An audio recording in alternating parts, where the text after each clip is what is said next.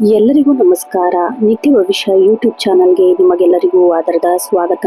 ನಮ್ಮ ಚಾನಲ್ನಲ್ಲಿ ದಿನ ಭವಿಷ್ಯ, ವಾರ ಭವಿಷ್ಯ, ಮಾಸ ಭವಿಷ್ಯ ಹಾಗೂ 12 ರಾಶಿಗಳ ವರ್ಷ ಭವಿಷ್ಯವನ್ನು ವಿಸ್ತಾರವಾಗಿ ತಿಳಿಸಲಿದ್ದೇವೆ. ನೀವಿನ್ನೂ ನಮ್ಮ ಚಾನಲ್ಗೆ ಸಬ್ಸ್ಕ್ರೈಬ್ ಆಗಿಲ್ಲ ಅಂದರೆ ಈಗಲೇ ಸಬ್ಸ್ಕ್ರೈಬ್ ಮಾಡಿ ಮತ್ತು ಪಕ್ಕದಲ್ಲಿರುವ ಬೆಲ್ ಐಕಾನ್ ಕ್ಲಿಕ್ ಮಾಡಿ. ಇದರಿಂದ ನಾವು ಅಪ್ಲೋಡ್ ಮಾಡುವ ಪ್ರತಿಯೊಂದು ವಿಡಿಯೋ ಎಲ್ಲರಿಗಿಂತ ಮುಂಚೆ ಬಂದು ನಿಮಗೆ ತಲುಪುತ್ತದೆ. ಇಂದು ಮಕರ ರಾಶಿಯವರ ಜೀವನದ ಯಶಸ್ಸಿನ ಪಯಣದ ಬಗ್ಗೆ ನಾವಿಂದು ನಮ್ಮ ಚಾನಲ್ನಲ್ಲಿ ಅಂದರೆ ಈ ವಿಡಿಯೋದಲ್ಲಿ ನೋಡೋಣ ಬನ್ನಿ. ಮಕರ ರಾಶಿಯವರು ಜೀವನದಲ್ಲಿ ಯಾವಾಗ ಯಶಸ್ಸು ಕಾಣ್ತಾರೆ ಪೂರ್ಣವಾಗಿ ನೋಡೋಣ ಬನ್ನಿ. ಭೂತತ್ವದ ರಾಶಿಯವರು ಮಕರ ರಾಶಿಯವರು. ಇದರ ಅಧಿಪತಿ ಕರ್ಮ ಫಲದಾತನಾದ ಶನಿ ದೇವ. ಮಕರ ರಾಶಿಯವರು ಜೀವನವು ಬಹಳ ಪರ್ವತವನ್ನು ಹತ್ತುವಂತಹ ಪಯಣದಂತೆ ಆರಂಭವಾಗತ್ತೆ. ಆರಂಭದಲ್ಲಿ ನಿಮ್ಮ ಕಷ್ಟ ಎದುರಿಸಲು ಶಿಖರವನ್ನು ತಲುಪುವ ಛಲ ಇರುತ್ತೆ. ಮಕರ ರಾಶಿಯವರು ಯಾವ ಹಂತದಲ್ಲಿ ದೊಡ್ಡ ಮಟ್ಟದ ಯಶಸ್ಸನ್ನು ಕಾಣ್ತಾರೆ ಅಂದ್ರೆ, ಮಕರ ರಾಶಿಯವರ ವ್ಯಕ್ತಿತ್ವ ಮತ್ತೆ ಯಶಸ್ಸಿನ ಅಡಿಪಾಯ ನೋಡೋದಾದ್ರೆ, ಅವರು ಹುಟ್ಟಿನಿಂದಲೇ ಗಂಭೀರ ಸ್ವಭಾವದವರು. ಯಶಸ್ಸಿಗೆ ಮುಖ್ಯ ಕಾರಣ ಅಂದ್ರೆ ಅವರ ಡಿಸಿಪ್ಲಿನ್, ಶಿಸ್ತು ಅಂತ ಹೇಳ್ಬೋದು, ಹಾಗೆ ತಾಳ್ಮೆ. ಇವರು ಗಾಳಿಯಲ್ಲಿ ಗೋಪುರ ಕಟ್ಟುವವರಲ್ಲ, ಬದಲಿಗೆ ಭದ್ರವಾದ ಅಡಿಪಾಯ ಹಾಕಿ ಕೆಲಸ ಮಾಡುವವರು.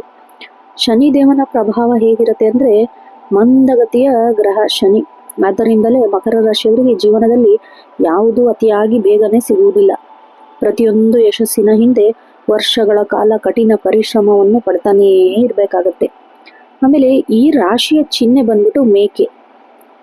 ಕಡಿದಾದ ಬೆಟ್ಟವನ್ನು ಹತ್ತುವ ಮೇಕೆ ಹೆಚ್ಚು ಎಚ್ಚರಿಕೆಯಿಂದ ಹೆಜ್ಜೆ ಇಡುತ್ತದೆಯೋ ಹಾಗೆಯೇ ಇವರು ಜೀವನದ ಪ್ರತಿಯೊಂದು ನಿರ್ಧಾರಗಳನ್ನು ಬಹಳ ಯೋಚಿಸಿ ತೆಗೆದುಕೊಳ್ತಾರೆ.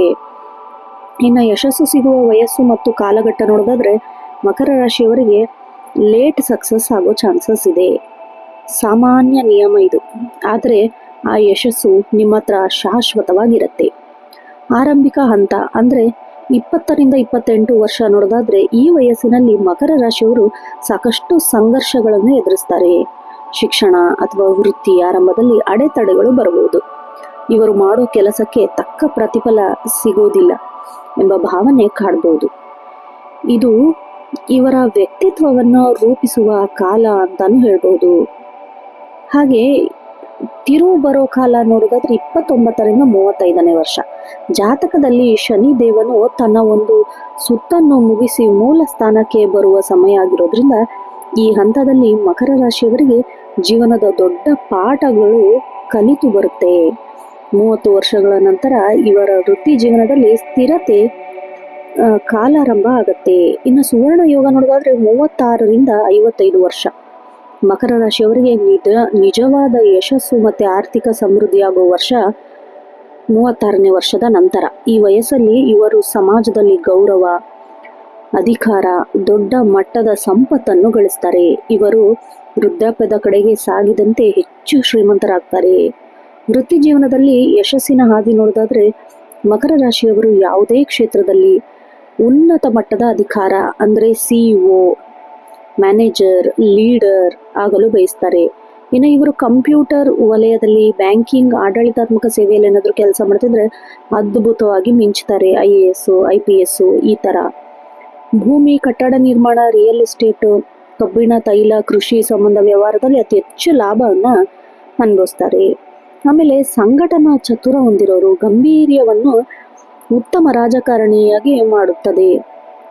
ಆರ್ಥಿಕ ಯಶಸ್ಸು ಮತ್ತು ಹಣದ ನಿರ್ವಹಣೆ ನೋಡೋದಾದ್ರೆ, ಮಕರ ರಾಶಿಯವರು ಹಣವನ್ನು ಖರ್ಚು ಮಾಡುವ ಮೊದಲು 100 ಬಾರಿ ಯೋಚಿಸ್ತಾರೆ.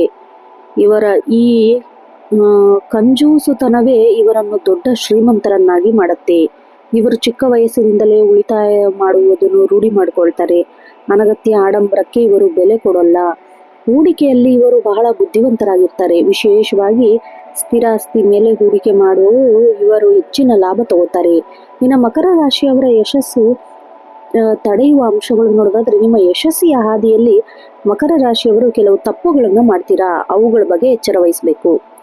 ಏನು? ಅತಿಯಾದ ಕೆಲಸ, ವರ್ಕೋಹಾಲಿಕ್. ಕೆಲಸದ ಅಮಲಿನಲ್ಲಿ ಕುಟುಂಬ ಮತ್ತೆ ಆರೋಗ್ಯನ ನಿರ್ಲಕ್ಷಿಸ್ತೀರಾ, ಅದು ಸ್ವಲ್ಪ ಹುಷಾರಾಗಿರಿ. ಇನ್ನು ನಕಾರಾತ್ಮಕ ಚಿಂತನೆ, ಸೋಲು ಎದುರಾಗಬೇಕು ಅಂತ ಬೇಗನೆ ನಿರಾಶರಾಗೊಳ್ತೀರಾ, ಅದು ತಪ್ಪು ಮಾಡೋದು.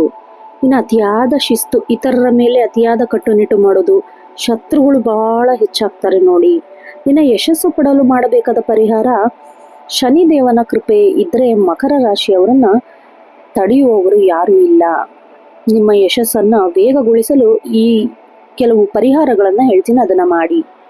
ಶನಿವಾರದಂದು ಶನಿದೇವನಿಗೆ ಎಳ್ಳೆಣ್ಣೆ ದೀಪ ಹಚ್ಚೋದು, ಆಮೇಲೆ ನಿಮ್ಮ ಕೈಲಾದಷ್ಟು ಬಡವರಿಗೆ, ವಿಕಲಚೇತನರಿಗೆ ಸಹಾಯ ಮಾಡೋದು, ಶನಿದೇವನಿಗೆ ಸೇವೆಯೇ ಅತೀ ಪ್ರಿಯ. ಆಮೇಲೆ ಪ್ರತಿ ಶನಿವಾರ ಹನುಮಾನ್ ಚಾಲೀಸ ಪಠಿಸೋದು ನಿಮ್ಮ ಆತ್ಮವಿಶ್ವಾಸ ಹೆಚ್ಚಿಸುತ್ತೆ. ಹಾಗೆ ತಜ್ಞರ ಸಲಹೆಯಂತೆ ನೀಲಮಣಿ ಧರಿಸೋದು ಬಹಳ ಶುಭ ತಂದುಕೊಡುತ್ತೆ. ಒಟ್ಟಾರೆಯಾಗಿ ಮಕರ ರಾಶಿಯವರಿಗೆ ನಿಮ್ಮ ಯಶಸ್ಸು ತಡವಾಗಬಹುದು, ಆದರೆ ಅದು ಖಂಡಿತವಾಗಿಯೂ ಗ್ಯಾರಂಟಿ.